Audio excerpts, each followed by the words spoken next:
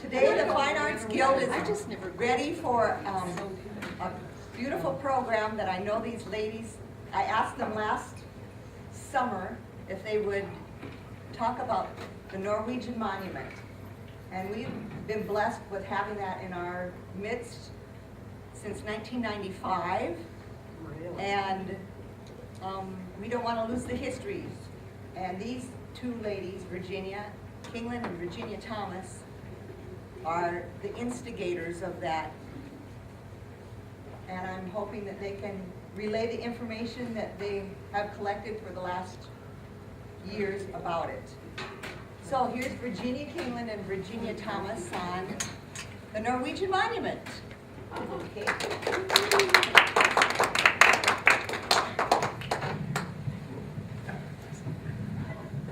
Well, welcome to Ginny and Company. That's the wrong show, is it? No. So we don't have a company anymore, so it's just Ginny and me. And she said that Kathy Nelson had asked if we could do a show, a program on the fine arts, for the fine arts, about the monument. And I said, I suppose you said yes. And she said she did. So I said, if you said yes, then you have to tell your dream. So here's Ginny Kingland with her dream. One morning in late August of 1993, I was walking along my usual route out to where the monument stands today. And as I walked and looked up, there they were, the family. And I knew that it was an inspiration because I'm seeing this in my mind's eye there of an immigrant family standing in a field. I recognize them as Norwegian immigrants because it is historically true that the prairies of the upper Midwest were their destination in the 1850s and 1900s. I thought of a monument honoring them. Each of you carries within you the genetic heritage of your ancestors and probably the hopes, the fears, the aspirations that you passed to you through the generations based upon their lives and the lives that they lived. I carry the heritage of English ancestors who came to this country before the American Revolution, and Irish ancestors who came to Boston, Massachusetts, and Boone, Iowa in the 1870s. So we each carry within us a heritage of family that has gone on before us. Okay, having seen this vision, I went straight to Virginia Thomas. And I listened to her 3 times. Yes. Do you have more to say? Yes. And you said no. And then finally, I said, no. Twice I said, absolutely not. Put it up. Absolutely not, I said. And so then the 3rd time I said, well, tell me what you want from me. So what did you want from me? I wanted to put up a statue of a family in bronze to be placed at the site that I've already mentioned. Yes. What So else? She said she Remember wanted, she said she wanted my husband. I forgot. Yes, I did say I wanted her husband because he was an artist and he had a very good friend who was a sculptor. Can you believe that? That somebody has a friend who's a sculptor that I needed? And Right. she kept after me, and so I went to Floyd and I said, what do you think? And he, of course, right away liked the idea, said, let's do it. And I said, well then, if you want to do it, you have to go to Clifford Carlson, the sculptor, and see what he wants to do. So we drove to Tatanka and spent the afternoon with Clifford and came home and said, Clifford wants to do it. Heavens. Now what are we gonna do? Now we need help. Do we have help? What kind of help did we get? Well, we needed to think about money. Yeah, but first we needed help. First we needed What help. were the names of the people that helped us? Oh, the people that helped us, the whole list? Well, if you No, have it. okay. The commission, we needed a group to help us through this time of trial. And they are Elaine Burgon, Don and Doris Grobold, Milford Helgeson, Phyllis Helgeson, Keith Helland, Harris Hunsey, James Kingland, Ron Longfeld, Phyllis Moen, Ronald Moen, Virginia Thomas, and Floyd Thomas. Did I leave anyone out? Ron Langfeld, did I get him in? No, okay. And so we joined together with this group. Now after Clifford has said yes, and we've got a commission, we're probably gonna have to say how much it cost. If you wanna know that, I suppose. Yes. How much does it cost? Well, the statue itself was going to be $90,000. And then we believed that we weren't sure about the property, whether it was available for purchase and so forth, so we had to, our goal was $200,000. Yeah. $200,000? We didn't have any money? It's the truth. Yes, it is. Now what am I supposed to say? Well, we'll just say that we now have to figure out how to raise the money. Take the mic, Up, just, there you up. go, there you go. We Okay. needed to find out how to raise the money. So we said that some of the commissions and foundations turned us down easy. And so then we figured that if we would ask the people who have parents, grandparents, and great-grandparents to give $1,000 and have the name put in the bronze plaque that we had made. The plaque is beautiful. And am I talking too much? No, go on, go for it. So then we started asking people about this. We sent out a mailing, though. Yes, We sent out a mailing. yes. Telling them about that. And we sent that to this area pretty good. Well, then, when we started asking people about this, one person I had asked was a guy that was 2 years behind me in high school. And I knew his parents, and I knew he had grandparents. And so I wrote him a handwritten letter about it. And pretty soon, and not long, we got $3,000 from him that said parents, grandparents, and great-grandparents. Well, this was a great boost to us to think somebody is gonna do this. Well, now we have how many names on there? 180 names? Yes. That's $180,000. $180,000. We're almost there by the time we sell all these things. It was just amazing to get those letters and those checks from people. Now, that shows Ginny's love for this, the pioneers, that these people still thought so much of their parents and their grandparents that they would give that money to us. And so, we're doing pretty good. Well, it's a great story, for all of us, those who've gone before us and what they went through. I said some of them even lived in dirt kind of dugouts and didn't have, anything. It's just amazing, and we expect so much. We have so much that it's just their drive and their hopes and all of it that is so important to us to remember. Can we do the monument of the wax lady? Can we do that? Sure. Okay. Yeah. Well, we have this kind of put together, but, Her memory is better than mine, and she's, 9 years older. Be quiet now. Okay. Okay, this is your baby here. We have a group of people, 14 14, I think.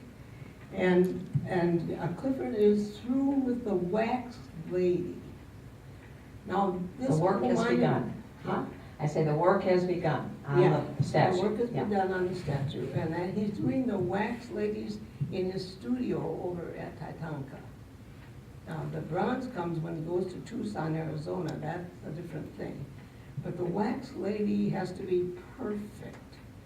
The fingernails, everything, whatever is on the bronze statue has been in wax. And Clifford's done that, the sculptor. Well, he got done with the wax lady and he called Jenny and asked if our commissioner would like to come over and see it. And because he had a studio at Tatanka where he could do this. So we went over there. Are you gonna tell him? No, what the you guy- tell. You Oh, tell. you're gonna tell him. Okay, well, we watched this beautiful woman. She was beautiful in wax. And so Clifford, being the sculptor, I'm gonna do this visually, Okay. he kept talking about her and handling her up here and massaging her. And the guy's eyebrows were going up and a little snicker on there, you know, and Clifford was so in love with it and just kept talking and kept massaging her. And it was a beautiful time, just a beautiful time. So we still don't understand the process of this, but I think that in order to put it into bronze, this beautiful woman and all of those people had to be cut apart. And they do it in the bronze, in the arms and the legs and the head, and all that is done separately. And I thought about that beautiful lady being cut up, and I just can't believe it. And I don't think I was aware of it at the time. And so then Clifford had to, when he the two little children in the statue are his grandchildren. So when he starts to... They modeled for that. Huh? His grandchildren were the models that he Yeah, they were my had. models, yes. Yeah. And think how happy they must have been to be able to be in bronze. And I don't think they've seen it yet. But so he lived with his daughter in Tucson, near Tucson, when he did the bronze. So he was able to do that. But he had to have these figures done before he could do that. So he did all of those in the wax in the studio. We raised money, and we got, and now should we do the truck and are we ready to do the Sure. truck? With the finished monument. Tell about Hayes. Well, he was finished Hey. with the monument. He was Yeah. finished with it. Right. He called us and said it was done at, what's the crucible, the name of the crucible? Just the Crucible Foundry, I think. Yeah. Okay, at Tucson. Yeah. Well, that was a real struggle, I think. Well, it took 2 years, so you know it was a struggle. And he said the bronze statue was done. Okay, now how do we get it back here, home? And I thought, goodness sakes, but I kept hearing about Larson's having trucks out there. So they... I can't hear you. Oh, sorry, okay. Just close. All right. They had trucks on the road. So I was elected to go down to see Bill Hay and at Larson's. And he saw me sitting there and he said, "What are you doing here? I turned you down already for money." And I said, "We don't want your money, we want your truck." So he immediately got up and went into the phone and called to find out where the trucks were. And there was one at Denver. And so I saw him doing this on the phone and I couldn't believe it. It was ready to come and we had the truck. And so we had to hustle.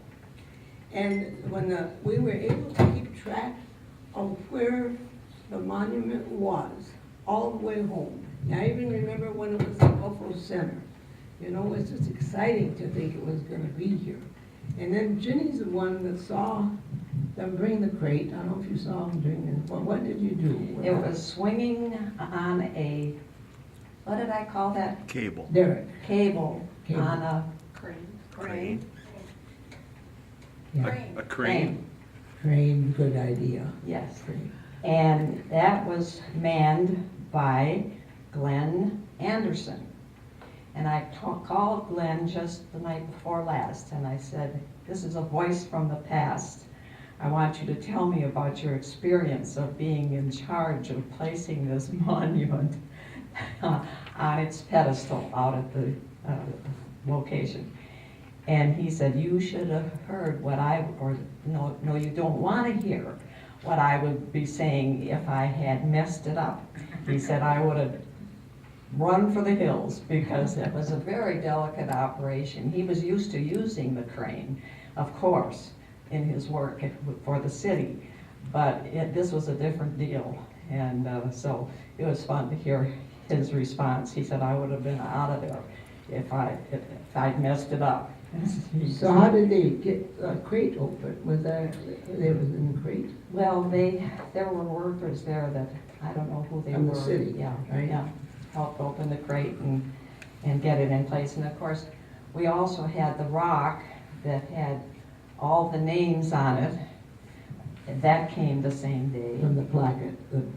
Yeah, and the plaque for the rock came the same day. And that was about 5 days before the dedication of the monument. And we had super support all the way.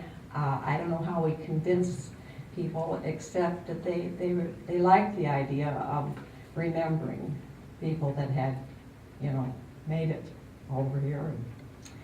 So anyway, I still love the monument. Maybe you can tell. So then the Derek has brought the monument up to where that big round foundation is for it, which was it Larson's that did that too. Yes. Anyway, Yes. there it was when I came up to see it. There it was hanging about maybe a couple feet from the front floor where the put it, and there were people from the mission committee from our group that were there, and Jenny was there, and Floyd was there, and Clifford was there, and it was quite a time of just quite a small group, and then people from the city came, and they're all around, didn't they? Right. Dave, I think, was in on a lot of that too. Okay. And Dave Steffens. yes, Okay. the thing that amused me. He was the mayor. Yeah, right, right. So we got help from the city. Yes, we sure did. That was needed, Yeah. Anyway, then we watched the monument come down. Are we ready to see it? All on the same day. Yeah. Can you on believe it? Sunday. Oh. And the dedication was, just 5 days away at that point. And we had hundreds of people, coming for that. Yeah. And But then we were alone on the benches, sitting there and watching him lower this thing. There were just Cliff and Floyd and you and me and Phyllis and a few others. Anyway, there it was, about 2 feet from the foundation, and we looked at what it came down to.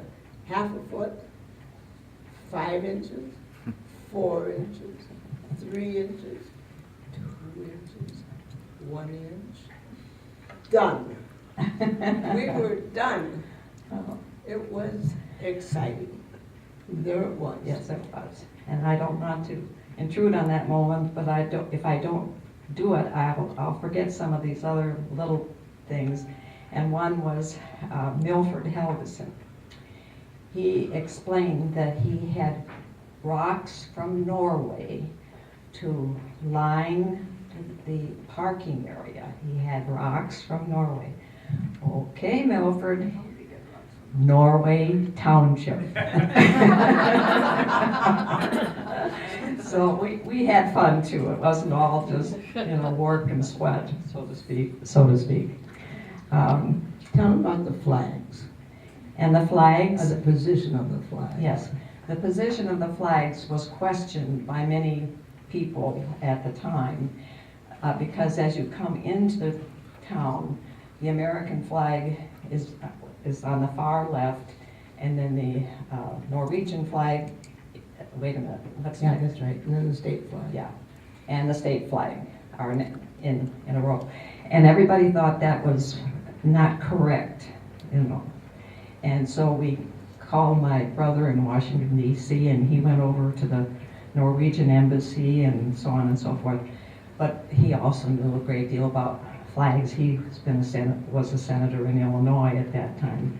And anyway, he told us, you know, the proper way to do it. And I know Jim said it was correct too, because when he was in the service, in the Navy for 4 years, when you came on board ship, you saluted to the left. The flag was always on the left as you boarded the ship. Well, that got far afield, didn't it? Well, Yeah, that's great. what's next? But then you've had to wash the flags and take care, or not wash the flags, Yeah. but take care of the flags. Yes. And it's been quite a job, and it's expensive, very expensive. You know, you don't think of a flag as expensive, but when you fly 3 flags in the wind, Mhm. it gets to be quite. Mhm. But we had raised enough money to take care of our expenses like Yes. that, and still have enough money. We had raised enough money to take care of the maintenance of the place, right? Yes. Mhm. And we had good treasurers, and we had Mr. Terry Wagner. Excellent help throughout. He got all the money. We didn't have to deal with it. It was sent to him and given to him to keep track of for us. And that was a blessing. He just very We had helpful. $2 at one time. Pardon? We had $2 that we got. We had every amount from, you know, a couple thousand, 3,000 to one family, but three And Terry kept names. track of every name and every amount that came in. Yeah. And, And acknowledged them with thank yeah, yous. Yeah, just think of that. yeah. The night we went there to hear him talk about that, I was absolutely amazed. We didn't have any worry about any of it. It just came in. And we had lots of good publicity, kind of skipping around here throughout the area and through Sons of Norway and so on and so forth. This is So good done. we, yes, yeah, and Elaine Bergon each week had a family lifted up, so to speak, in the graphic, their story, and that went on for a number, you know, all a year, I think. But see, the helpers in this thing are the most important, because, you know, their willingness. It was just an amazing project, and so A couple of those guys went up to this mortuary, wherever that was, I don't know, and got a 5,000 pound rock to put the plaque on. And I happened to be there the day he came with this old truck, and here was this big rock on it. And I couldn't believe it, he backed up till he got it in the right place, and then he dropped it down, and he got out of there quickly so it didn't run down and hit him, you know. And there was the plaque, and that was the rock. We put the plaque on, but then the Derek with Mr. Anderson, he was able to lift it up and place it exactly right. So it was amazing. and on the monument itself, or on the plaque, which has the names of those who contributed to the monument, that is quite a feat as well, to get all the names on there and correct and so on and so forth. And we had one individual who said, where is God in all this? And we said, what did we say? What was I our asked answer? about the Bible, Yeah, where that was, and we Yeah. said it was in the Yeah. trunk. yeah, we said it was in the trunk. We But had- on the plaque is Til Udelene Aaron, Yeah. I'm sort of saying it right, we said- in Norwegian, to God alone, the honor. So, Yeah. and, And so anyway, then when we were doing this plaque, my husband was doing the negative for it. And he brought it to the house, because it was all done, and he had to get it mailed that day or the next day, I don't remember, what it was right on there. So here is this beautiful plaque, and you can see it in the program, a picture of it, with 180 names on it and acknowledgments, you know. But here was the main part. Do you have the sentence that says on the top, Jimmy? What did it say on the plaque about the pioneers? Oh, You I'll remember read it. that? Thousands of Norwegian immigrants came to the prairies of the upper Midwest in the second half of the 19th century. With strength and determination, they founded a great agricultural community. A perilous journey now behind them, this immigrant family of the 1860s stands together, ready to begin a new life. In gratitude to all immigrants who settled on the prairies so long ago, we dedicate this monument. And Now, Floyd has a negative at my house. Jenny is there. And that wording that you just heard was a long time in coming. Because Jenny had written it out, and then she kept saying, well, that word isn't quite right. And so Floyd hadn't gone to work yet, he had the negative there. And so we stayed a long time figuring it out. We said, okay, this is it. So we went to bed thinking this was it. But no, in the morning before he went to work, she was at my door. And she said, no, we have to fix a word, or whatever that word was, I don't know. And so Floyd was very patient with us. He cried. He was very, very patient, wasn't he? I know. And so then we struggled with this word, whatever it was, I don't know, but it had to be right. And so then Floyd said, okay, I'll take the negative to the graphic and, you know, to work with me, and he will mail it. So he was gonna mail the negative that day. And we had to really hustle because of the 5 days we had, and that had to go in and come back to us. That was a very tight time for time. I want to say this about Jenny, and of course this is a marvelous dream that she had, and it came true. Your mic, what's your mic? Okay. Seems like you're so close to me, I don't believe it. But, so Jenny was, well, I told you about that part. Let's see. My house. No, where are we? I don't know. They're probably ready to have us done. I know. The Clifford thought that, you know, Jenny's Irish. Okay, we're putting up a statue for the Norwegians. And that the Clifford, the sculptor, thought that was just really something. So, and he would write to us and talk to us about him through Jenny. When he was in Tucson, he would talk to Jenny. And it was her dream that kept coming up. And so he would follow anything she said he would do. So he went out and found a shamrock because she's Irish, and he thought that was so amazing. And he traced it onto the trunk, and then he engraved it in the bronze. So the shamrock is on the trunk on the monument in memory of Jenny. It will be there as long as the trunk, as a monument is there. And she deserves that credit because she did a fantastic job of this. And it was fun. 2 years of it though.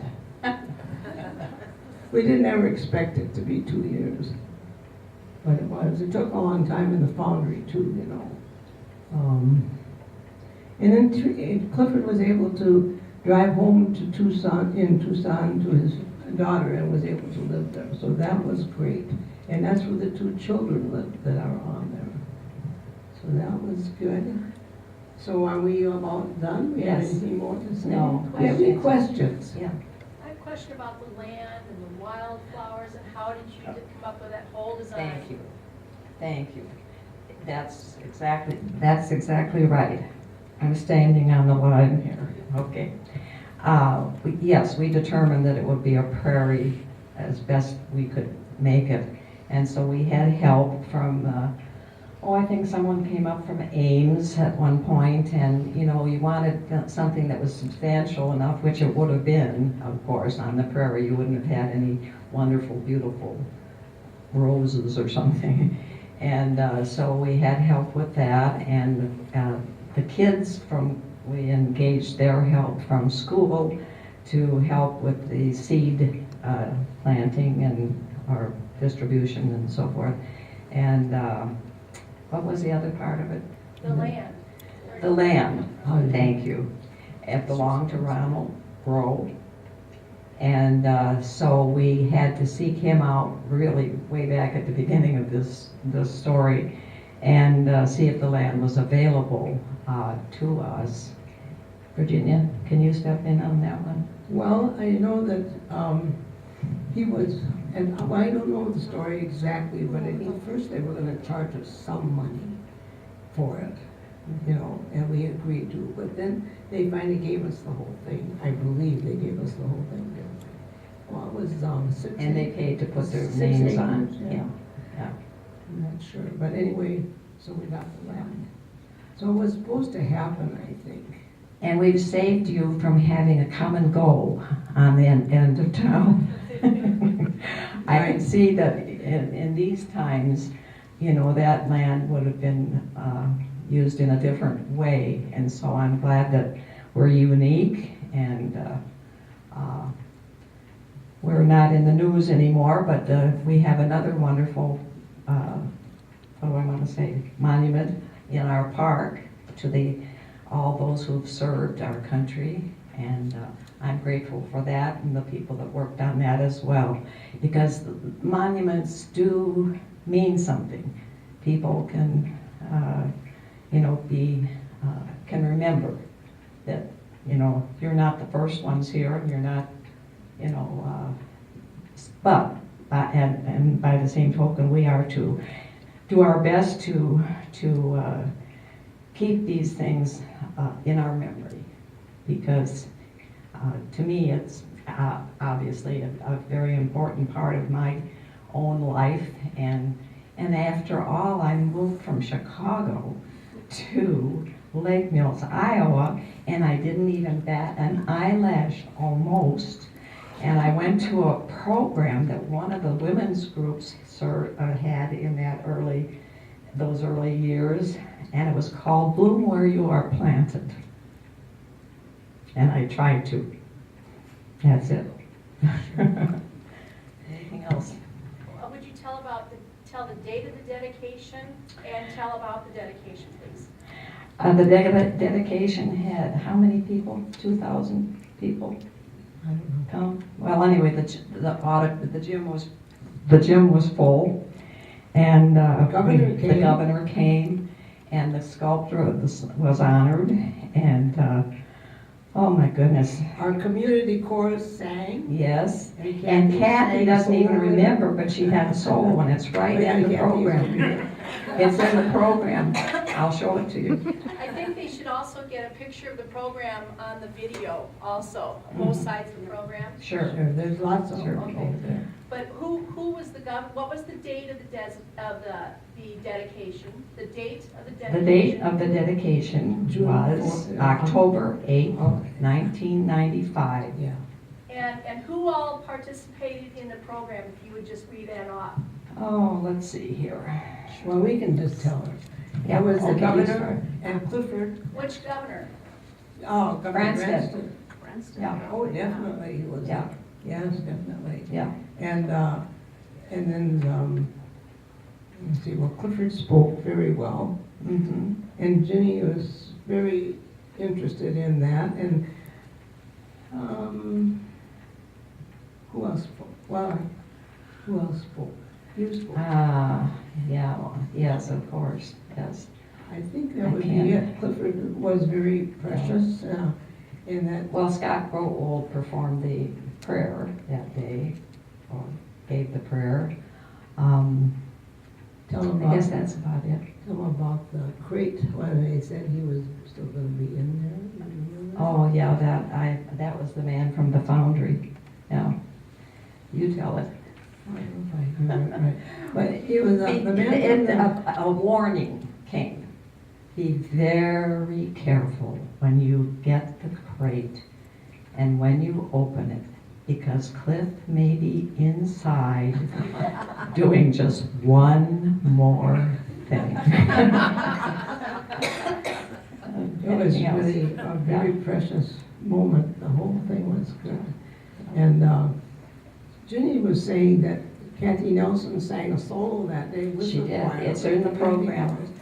Come away with me, she Yeah, said. come away with me She and I'll didn't build you remember, a home but in the Daryl middle. Sherman and she sang Yeah. that. Mhm. And I directed it, of course, but I don't And remember it actually, either.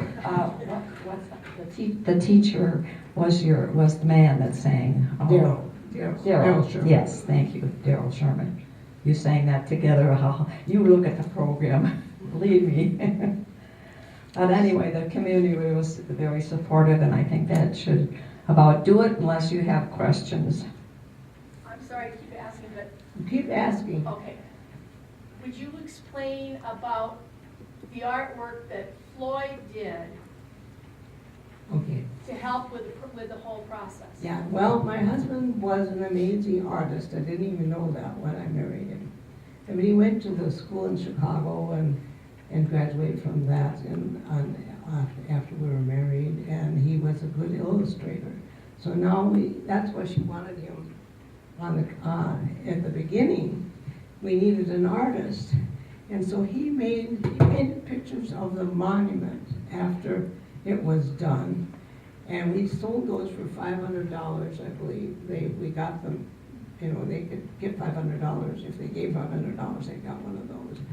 And we have one of those in the library. One of his paintings is hanging in the library. At school? And at school, yeah, and the maquette is in the school, isn't it, the small bronze maquette? Yes, it's I in the think school, it but is. it's not The the same maquette. one. It's not the same one because he has a different hat on. That was his first, yeah. So the one in the school is in the library and it's up above on the top of the shelving there, yeah. And I'm sure no one ever looks at it, but there it is. You can look the next time you're We had a there. lot of help from the community too. Yeah, oh yes, super help all the way around, yeah. So then more questions. So next year will be 25 years, is that Yes. correct? That's correct. So maybe they will do Well, something, and I'm sorry. maybe they'll do something special. Oh, I thought we were doing it now. Well, my husband is from Joyce, and he really enjoys the monument because he says that the finger points to Joyce and says, there is Joyce down there. Well, I'll tell you this, it wasn't easy because when they put the monument down, I don't know if you know, Ginny is so aware of this, but they put it down and Floyd and Clifford were there and they were good friends, So Floyd didn't come home until about 11 o'clock that night, and they must have been sitting there talking after it was put down. And Clifford had wanted to move it. He didn't like the direction of it. It's something, the artistic part of it, the shadows weren't right, and when the sun comes out. And my husband sat there with him all night. He came home at 11 to talk him out of it and make him okay with it. so he said. It was really quite an issue, and I haven't talked about that before, I guess, because it was a big issue to have the sculptor not be pleased with where it was sitting. And he was right there when they did it. But see, that's the way they work, these Well, artists. we owe Floyd on that But one. it was, anyway, he came home, he was much relieved. He said, he's given it up, because I don't know what we would have done if he went ahead and moved it. It'd been very hard. Okay, so now, in our closing, There's a closing. in the Norwegian words, we're going to say what's on the plaque because we want to be sure that they know that God is included in this. So we're going to say in Norwegian, Tilgud, Elene, Tilgud, Eleni, Aaron, to God alone the honor. So that's it.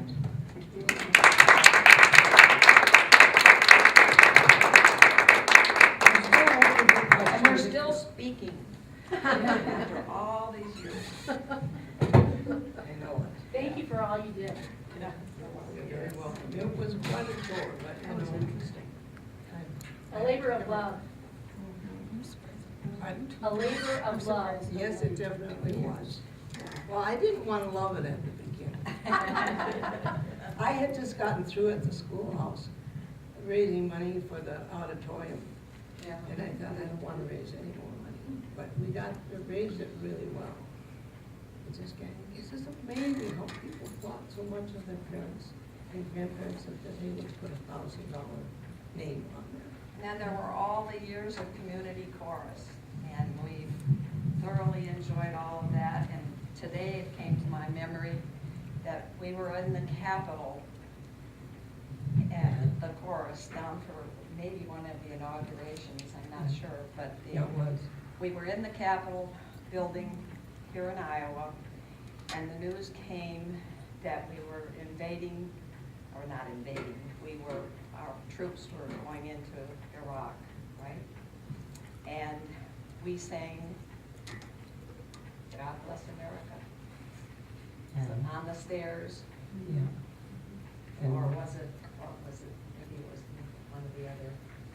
Well, anyway, with Senator Grassley standing Yeah. by our side, and we had so many moments.